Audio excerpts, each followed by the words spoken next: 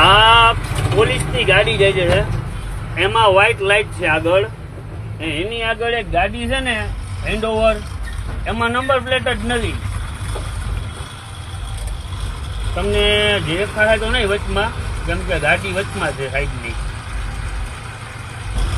સાહેબ વચમાંથી ગાડી કાઢે ને તો તમને આમાં નંબર પ્લેટ દેખાય, કેમ કે સાહેબની ગાડી વચમાં છે.